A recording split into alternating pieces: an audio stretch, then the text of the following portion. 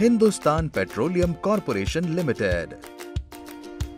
आइए आज हम HPCL फ्यूल स्टेशन की फ्यूल टैंक इंस्टॉलेशन की प्रोसेस को समझते हैं।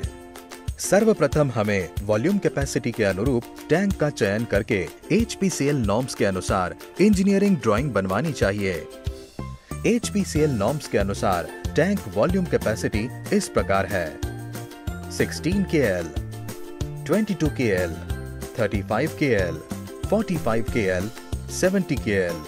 टैंक इंस्टॉलेशन की प्रक्रिया को शुरू करने से पहले हमें पेसो से प्रायर अप्रूवल लेना अनिवार्य है। तत्पश्चात गड्ढे की जगह वाली जगह की मार्किंग करनी चाहिए। सावधानी, गड्ढा करने के पूर्व हमें साइट के चारों तरफ सुरक्षा बैरियर लगाना चाहिए एवं साइट पर काम कर रहे सभी वर्कर्स को PPE अवश्य पहनना चाहिए। तत्पश्चात हमें ड्राइंग में दिए गए निर्देशों के तहत उचित लंबाई, चौड़ाई और गहराई तक आयताकार गड्ढा खोदना चाहिए। लूज सॉइल वाली जगह पर हमें गड्ढे में चारों तरफ शटरिंग करना चाहिए। गड्ढा खुद जाने के बाद हमें गड्ढे की सरफेस और बॉटम को लेवल करना चाहिए। तत्पश्चात हमें ड्राइंग के दिए गए निर्देश अनुसार सीमेंट, गिट्टी और बालू का मिक्स बनाकर PCC करना चाहिए। PCC के सेट हो जाने पर हमें राफ्ट बीम रीइंफोर्समेंट करना चाहिए। इसके लिए हमें ड्राइंग में दिए गए TMT सरियों की मोटाई और लंबाई के अनुसार कटाई कर centre to centre gap maintain करके सरियों की बांधी करनी चाहिए। तत्पश्चात हमें राफ्ट बीम और फ्लोर को कंक्रीट से भरना चाहिए। राफ्ट बीम और फ्लोर को सेट हो जाने के लिए हमें निश्चित समय तक पानी से तरी सिंचाई करना चाहिए। तत्पश्चात हमें दी गई ड्राइंग के अनुसार मोटाई और ऊंचाई तक दीवार बनानी चाहिए।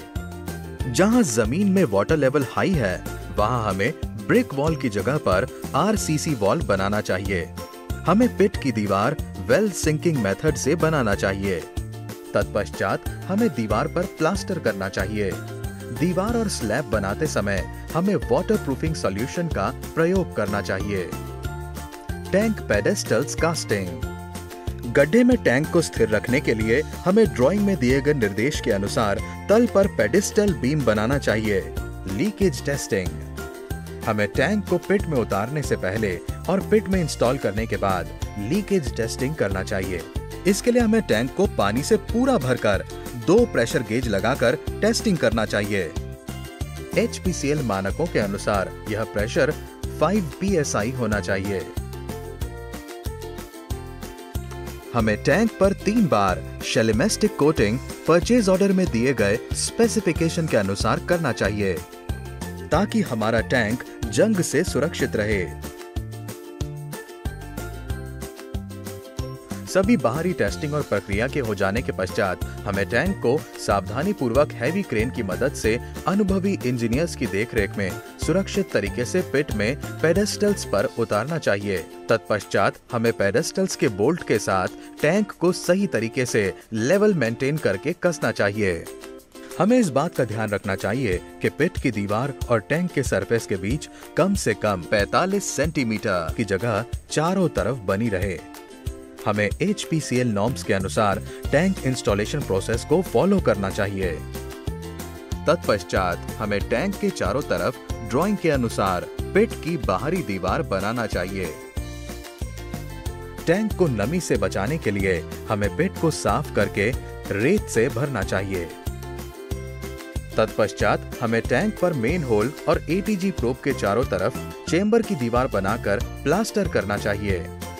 यदि रेती ना हो तो हम गिट्टी चूरी से भी पिट भर सकते हैं। गिट्टी चूरी भरने की स्थिति में हमें पहले चूरी को अच्छी तरह पानी से गीला कर लेना चाहिए ताकि चूरी की गर्माहट बाहर निकल जाए।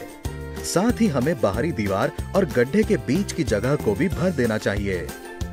तत्पश्चात हमें पिट के ऊपर ड्राइंग के अनुसार टैंक के मेन होल और ATG प्रोब चेंबर की जगह छोड़कर RCC स्लैब बनाना चाहिए एवं मेन होल और ATG प्रोब के चैम्बर पर फाइबर रीइंफोर्समेंट प्लास्टिक FRP का मजबूत ढक्कन लगाना चाहिए। हमें प्रत्येक टैंक को सदैव अर्थ पिट से जोड़ना चाहिए। तत्पश्चात हमें मेन होल के dip pipe, vent pipe, fill pipe और DO पाइप को सावधानी से कलर करके एल्यूमीनियम के ढक्कन से बंद कर देना चाहिए। संपूर्ण निर्माण हो जाने के बाद हमें खुदाई की जगह को अच्छे से कॉम्पैक्ट करके ड्राइव वे कंप्लीट कर देना चाहिए। हमें सभी टैंक के फिल पाइप एक ही चेंबर में लाना चाहिए, जहां से टैंकर द्वारा सभी टैंक को ईंधन से भरा जा सके। ईंधन भरते समय टैंकर को ड्राइव आउट पोजीशन में खड़ा करना चाहिए।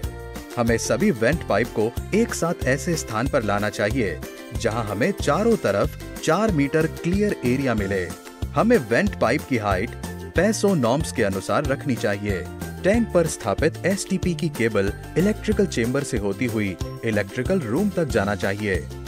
हमें इलेक्ट्रिकल चेंबर के पाइप को अच्छी तरह सील करके चेंबर को रेत से भरकर ढक्कन लगा देना चाहिए, ताकि किसी भी प्रकार की नमी या वाष्प इलेक्ट्रिकल रूम तक न जा पाए। सावधानियां एवं सुरक्षा। फ्यूल टैंक इंस्टॉलेशन साइट पर हमें सारी प्रक्रिया अनुभवी साइट इंजीनियरों की उपस्थिति में अप्रूव्ड कंस्ट्रक्शन ड्राइंग और अप्रूव्ड मेक के अनुसार करना चाहिए। साइट पर काम कर रहे सभी व्यक्तियों को दुर्घटनाओं से बचने के लिए पीपीई जरूर पहनना चाहिए।